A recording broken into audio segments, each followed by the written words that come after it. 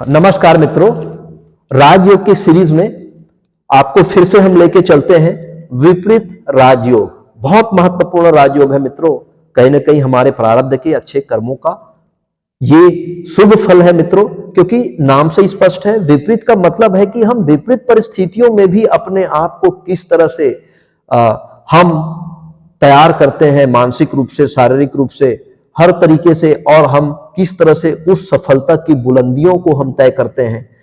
तो जी हाँ मित्रों, आज हम विपरीत राजयोग के सीरीज में हम सरल विपरीत राजयोग के बारे में चर्चा करने जा रहे हैं। जी हाँ मित्रों, मैं पहले की वीडियो में भी आपको मैं बता चुका हूं कि विपरीत राजयोग जो है वो हमारे कुंडली के जो सबसे अशुभ भाव होते हैं ना, उन अशुभ भावों से संबंधित ग्रहों की दशा अंतरदशा में हमको ये प्राप्त होता है।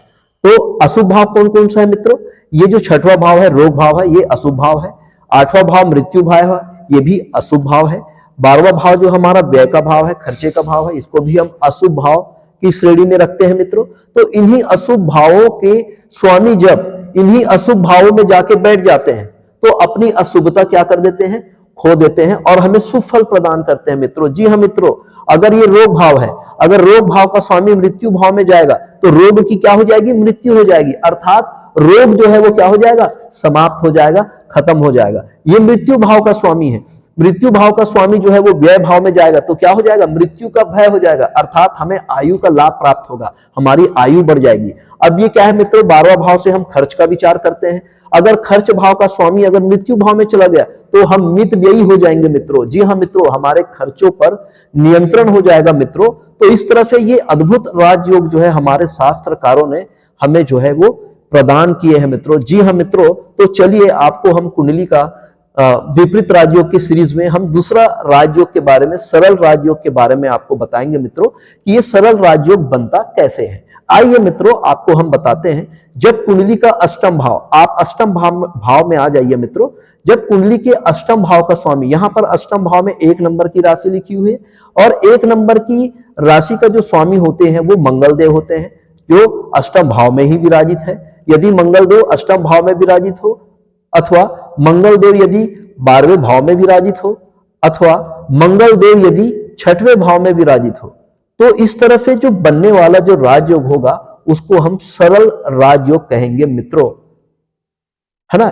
एक शर्त है मित्रों, जो भी विपरीत राजयोग के बारे में आप स्टडी करेंगे, जरूर लग्नेश की स्थिति के बारे में जरूर आप विश्लेषण करेंगे, क्योंकि इसमें लग्नेश का मजबूत होना, लग्न का जो मालिक है उसका मजबूत होना जरूरी है। क्यों? क्योंकि हम स्वयं हैं, हम स्वयं जब अंदर से मजबूत रहेंगे तो हमारे जीवन में कितने विपरीत परिस्थिति क्यों ना आ जाए मित्रों, हम विपरीत परिस्थितियों से लड़ करके हम अपने जीवन की मैक्सिमम पॉसिबिलिटी को हम अचीव कर सकते हैं, अपने जीवन के टारगेट को हम अचीव कर सकते हैं मित्रों। जी हाँ मित्रों, यही है विपरीत राजयोग की। विपरीत परिस्थितियों में भी हम अपना धैर्य बिना खोए, हम अपने लक्ष्यों के तरफ अनवरत रूप से हम आगे बढ़ते हैं, और लीडिंग क्वालिटी के साथ हम उन लक्ष्यों को पूर्ण आत्मविश्वास से, पूर्ण दृढ़ इच्छा शक्ति से उन लक्ष्यों को हम प्राप्त करते हैं। जी हाँ मित्रों, विपरीत परिस्थितियां तो आती है जीवन में, लेकिन विपरीत परिस्थितियों से घबराना नहीं है मित्रों।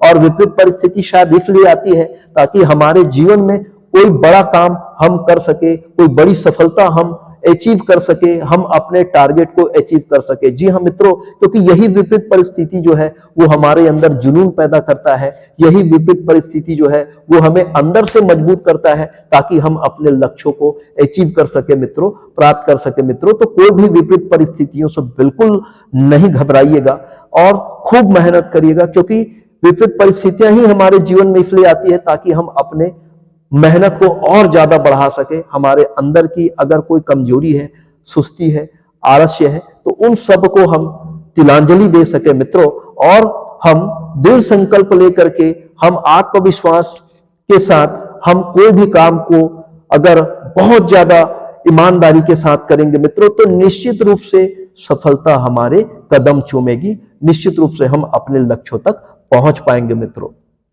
जी हाँ मित्रों, तो अष्टम भाव को हम मृत्यु भाव कहते हैं, और ये मृत्यु भाव का स्वामी अगर खर्च वाले भाव में या रोग वाले भाव में अगर चला जाता है तो इसका आशा यह मित्रों, किसी व्यक्ति को कोई गंभीर बीमारी है, अब वो गंभीर बीमारी के साथ साथ अब उसको जीवन में अपने टारगेट को भी अचीव करना है। तो ये जो है उन गंभीर परिस्थितियों में भी उस जातक के घर में बहुत विपरीत परिस्थितियां हैं जो उनके बिल्कुल प्रतिकूल है, और वो बहुत ज्यादा शारीरिक मानसिक रूप से बहुत ज्यादा परेशान है। लेकिन जब इस तरह के जब राजयोग होते हैं तो उन परेशानियों में भी, उन कष्ट में भी ये राजयोग हमको अप्रत्याशित सफलता प्रदान करते हैं। मान लीजिए उनको कोई लाइलाज कोई बीमारी हो, सपोज कोई कैंसर की बीमारी हो, लेकिन ऐसे समय में जब इस अष्टम भाव का मालिक या तो व्यय भाव में बैठ जाए, हॉस्पिटल वाले भाव में, या फिर रोग वाले भाव में बैठ जाए, तो ऐसा जातक जो है वो अपने दृढ़ इच्छा शक्ति से, अपने विल पावर से उस कैंसर जैसे बीमारी से भी वो क्या कर लेता है, लड़ लेता है। हमारे दैनिक जीवन में बहुत सारे एग्जाम्पल है मित्रों, जैसे युवराज जो हमारे क्रिकेटर है, उनके बारे में कहा जाता है कि उनका ब्रेन का ऑपरेशन हुआ है। तो ब्रेन का ऑपरेशन हुआ है, लेकिन फिर भी क्योंकि ब्रेन के ऑपरेशन में बहुत रेयर केस ऐसे होते हैं मित्रों, क्योंकि वो फेलियर भी हो जाते हैं कभी कभी, लेकिन लोगों की दृढ़ इच्छा शक्ति, उनकी माँ का जो आशीर्वाद था हमारे क्रिकेटर युवराज जी का, तो उनमें उस दृढ़ इच्छा शक्ति से उन्होंने क्या किया, उस बीमारी को ओवरकम किया।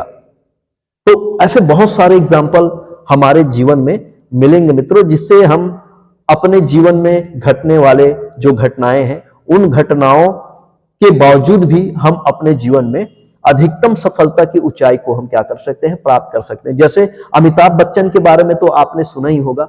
अमिताभ बच्चन जो है वो कुली पिक्चर की शूटिंग कर रहे थे, तो पुनीत ईश्वर ने उसके सीने में चाकू घोंप दिया, तो फिर भी वो जीवन और मृत्यु से लड़ करके वो क्या हुए, अपने फिर से उन्होंने अपने विल पावर से अपने मृत्यु से भी उन्होंने क्या किया, लड़ाई किया, और उस बीमारी से, उस हादसे से वो क्या कर लिया, उस हादसे को ओवरकम कर लिया, और आज अमिताभ बच्चन मेगा स्टार बन गए, सुपर स्टार बन गए। जी हाँ मित्रों, तो ऐसे विपरीत परिस्थितियां जीवन में आती है, और वही विपरीत परिस्थितियां जो है हमको सफलता की उस मैक्सिमम ऊंचाई तक हमको पहुंचा के जाती है। जी हाँ जी हाँ मित्रों, तो इस तरह से जो बनने वाला जो राजयोग है, क्योंकि ये मृत्यु स्थान है, हम कई बार मृत्यु को अपने आंखों से भी देखते हैं, लेकिन हमारी दृढ़ इच्छा शक्ति इतनी मजबूत होती है कि हम अपने मृत्यु को भी ओवरकम कर लेते हैं अपनी दृढ़ इच्छा शक्ति से। कोई बड़ा लाइलाज बीमारी को भी हम जीत लेते हैं, वेन ओवर कर लेते हैं मित्रों। जी हाँ मित्रों, तो इस तरह से जो बनने वाला जो राजयोग होता है, उस राजयोग को हम बोलते हैं सरल राजयोग। जी हाँ मित्रों, जैसे मैं बार बार पुनः आपसे निवेदन करता हूं कि ये हम सबका चैनल है, और हमारा नैतिक कर्तव्य है कि इस सनातनी जो हमारा हिंदू धर्म की जो आद्यतम जो जानकारी है, और इस जानकारी को ज्यादा से ज्यादा हमें शेयर करना है, जरूरतमंदों तक पहुंचाना है, ताकि वो अपने कुंडली को देख करके अपने लाइफ की मैक्सिमम पॉसिबिलिटी को वो अचीव कर सके, वो जीवन में कभी निराश ना हो। क्योंकि परमात्मा ने यदि हमको इस दुनिया में भेजा है ना, तो बहुत सारी पॉसिबिलिटी को लेकर के भेजा है मित्रों। बस उस पॉसिबिलिटी को खोजने की जरूरत है मित्रों। आप अपना कुंडली जरूर देखिए, आप अपना कुंडली जरूर बनाइए, और कुंडली जरूर सीखिए मित्रों, ताकि इस कुंडली में जो बनने वाले जो योग है, आप स्वयं उस योग को समझ सको, जान सको, और अपने जीवन की जो मैक्सिमम जो पॉसिबिलिटी है, जो परमात्मा ने हमको इस दुनिया में एक विशेष काम करने के लिए जो भेजा है, हम उस काम को पहचान सके, अपने सेल्फ को एक्सप्लोर कर सके मित्रों। जी हाँ मित्रों, अगर मेरा ये प्रयास, छोटा सा प्रयास यदि आप सबको पसंद आया होगा, मेरे चैनल को लाइक करिए, शेयर करिए, सब्सक्राइब करिए। जी हाँ मित्रों, आपने धैर्य के साथ, शांति के साथ हमारे इस आज के सेशन को सुना, आपका बहुत बहुत आभार, बहुत बहुत साधुवाद। नमस्कार मित्रों।